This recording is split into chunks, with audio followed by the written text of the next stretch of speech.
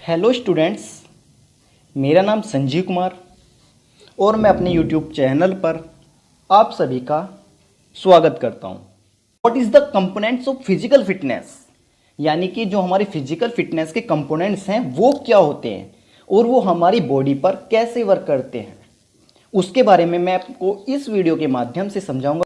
तो स्टूडेंट्स, सबसे पहले बात आती है डेफिनेशन ऑफ फिटनेस। स्वस्थता की परिभाषा क्या होती है? तो स्टूडेंट, स्वस्थता की परिभाषा, fitness is defined as a condition in which an individual has enough energy to avoid fatigue and enjoy life.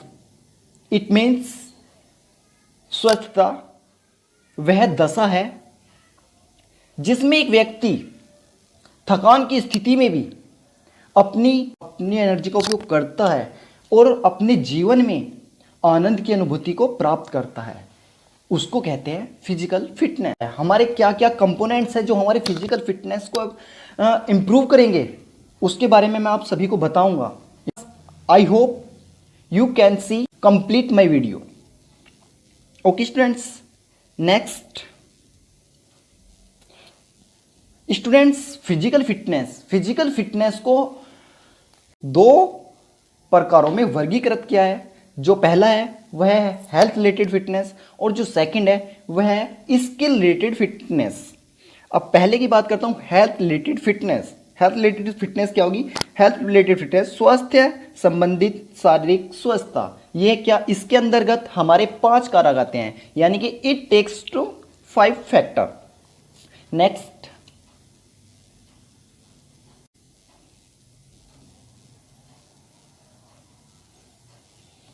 Okay students, next आता है हमारा जो फर्स्ट पॉइंट है muscle strength. What is muscle strength? Muscle strength, the ability of a muscle group to exert a maximum force against a resistance one time through the full range of motion.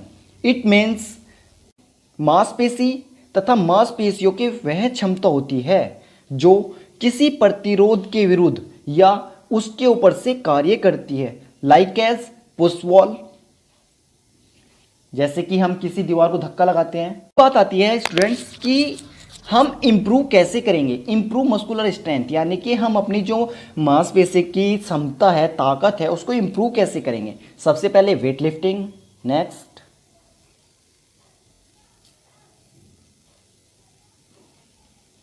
और power lifting, next compound exercise. हम compound exercise से भी अपनी जो muscular strength है उसको क्या कर सकते हैं, इंप्रूव कर सकते हैं। ओके स्टूडेंट्स,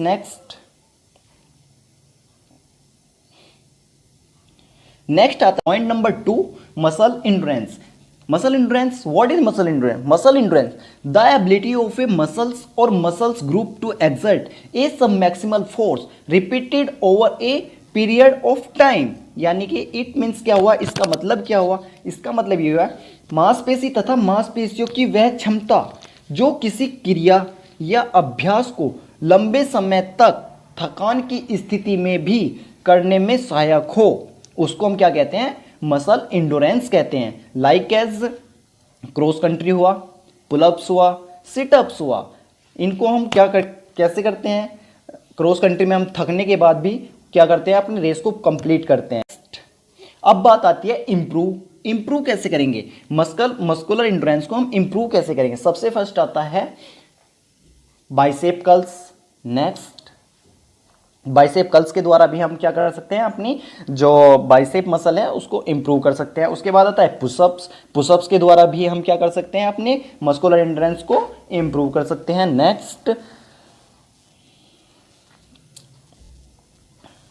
नेक्स्ट आता है squat and lungs. Squat and lungs में हम अपनी थाई मसल्स को इंप्रूव कर सकते हैं।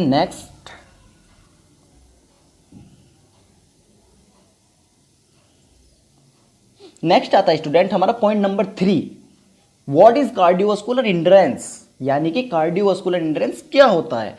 Cardiovascular endurance, the ability to perform large muscle moderate to high intensity exercise for prolonged period keeping the heart rate in the heart rate target zone. It means यह हृदय तथा फेफड़ों की वह क्षमता होती है जो किसी क्रिया अभ्यास के साथ प्रभावी रूप से अपने व्यवस्थित कर लेती है। ये क्रिया लंबे समय तक होती है जो थकान की स्थिति में की जाती है।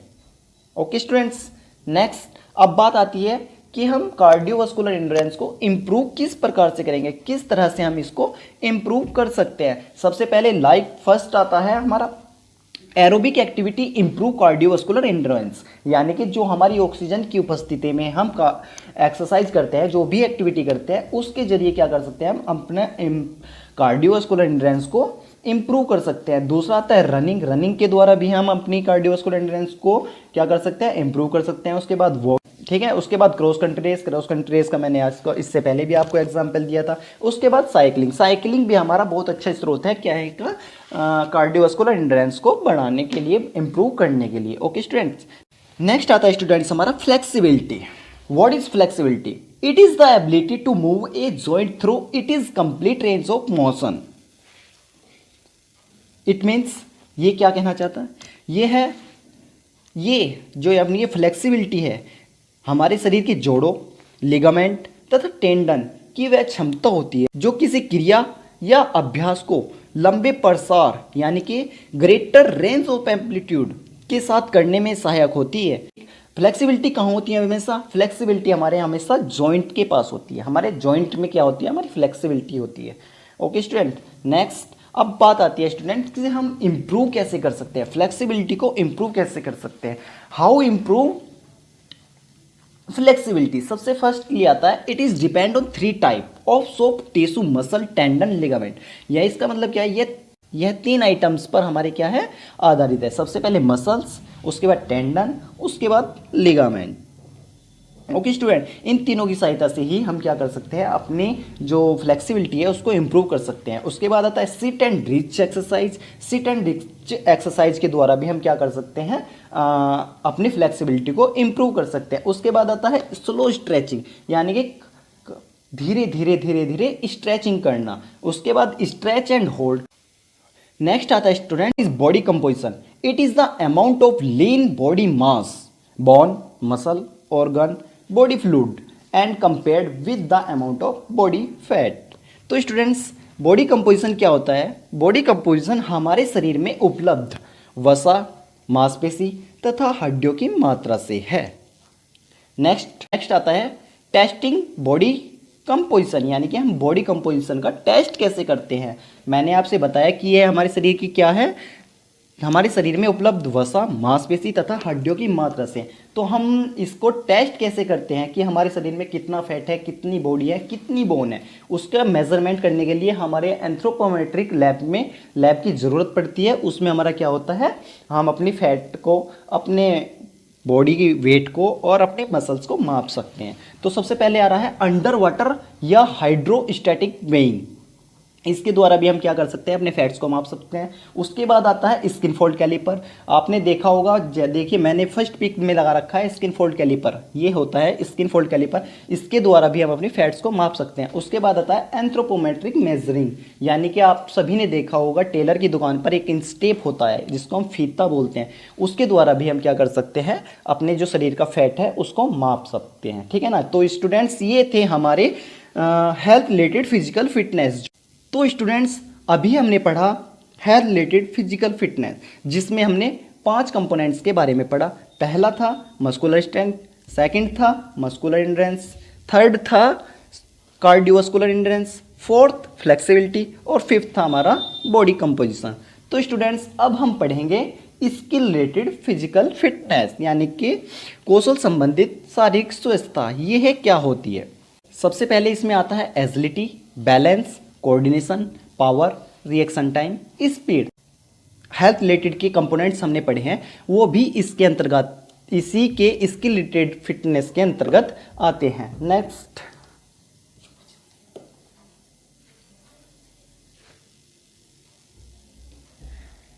तो student, skill related physical fitness के अंतर्गत सबसे पहले आता है agility. Agility is the ability of body to change direction quickly and effectively while under control। Agility, it means यह शरीर की वह क्षमता होती है जो कम से कम समय में अपनी दिशा व अपनी स्थिति बदलने में सहायक हो।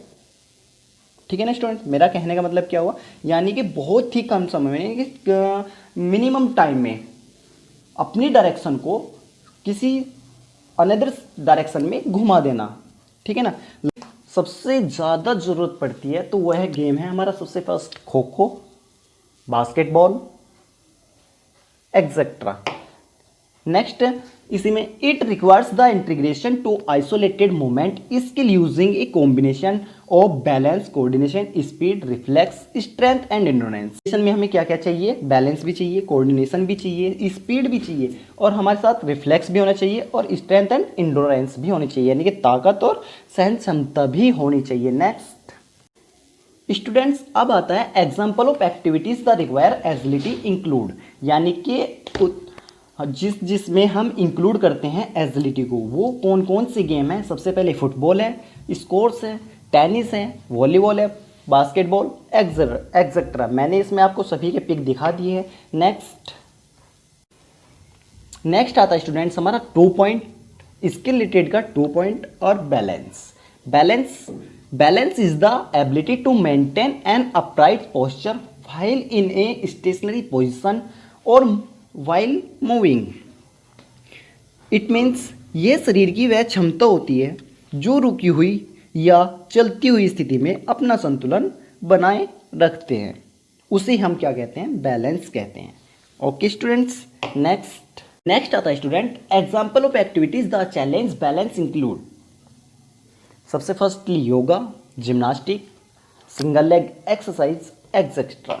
नेक्स्ट तो स्टूडेंट्स नेक्स्ट आता है हमारा पावर क्या है, what is power is the ability to do strength work at an explosive pace. It means यह मांसपेशी तथा मांसपेशियों के समूह की वह क्षमता होती है जो किसी अधिकतम प्रतिरोध के विरुद्ध पूरे बल के साथ एकदम से कार्य करे। नेक्स्ट आता है स्टूडेंट्स हमारा example of activity that require power include, यानी कि हम किस किस में अपनी जो पावर है उसको किस किस में इंक्लूड करते हैं। Like as firstly weight lifting, boxing, golf, high jump, long jump etcetera. Next students next आता है हमारा स्पीड का मतलब चाल, गति से नहीं होगा, यहाँ पर चाल से होगा। Speed, what is speed? Speed is the ability to move quickly from one point to another point. तो स्टूडेंट इट मीन्स चाल वह है जो कम से कम समय में एक पॉइंट से दूसरे पॉइंट पर पहुंच सके, यानी कि एक स्थान से दूसरे स्थान पर जाना, उसको बोलते हैं स्पीड, कम से कम समय में। नेक्स्ट आता है स्टूडेंट्स हमारा example of activities that required speed include, यानी कि हम स्पीड को किन एक्टिविटीज में इंक्लूड करते हैं। Firstly sprint race, speed skating और swimming etcetera. Next student next आता है हमारा coordination. What is coordination? Coordination is the integration of hand and और foot movement with the input of sense. Coordination क्या होता है? यह नाड़ी तंत्र और शारीरिक इंद्रियों की वह क्रियात्मक क्षमता है जो किसी क्रिया को करते वक्त शरीर के अंगों को आपस में तालमेल बनाए रखती है। आप देखिए मैंने आपके सामने पिक लगा रखा है, इसमें हैंड्स और लेग्स दोनों एक साथ चल रहे हैं, यानी कि हमारे हैंड्स का और लेग का जो कोऑर्डिनेशन है वो सेम है। ओके स्टूडेंट्स, नेक्स्ट आता है स्टूडेंट्स हमारा example activities that require coordination include, यानी कि कोऑर्डिनेशन को इंक्लूड किन किन एक्टिविटी के अंतर्गत किया जाता है। Like as firstly group fitness classes, baseball, basketball, jumping rope, material arts etcetera. Students maximum जो हमारा कोऑर्डिनेशन है वो मैक्सिमम हमारे जो टीम गेम्स होते हैं उनमें सबसे ज़्यादा ज़रूरत किसकी होती है? कोऑर्डिनेशन की होती है। नेक्स्ट स्टूडेंट्स नेक्स्ट आता है हमारा reaction time. What is Reaction time. Reaction time is the amount of time it takes to react to a stimulus.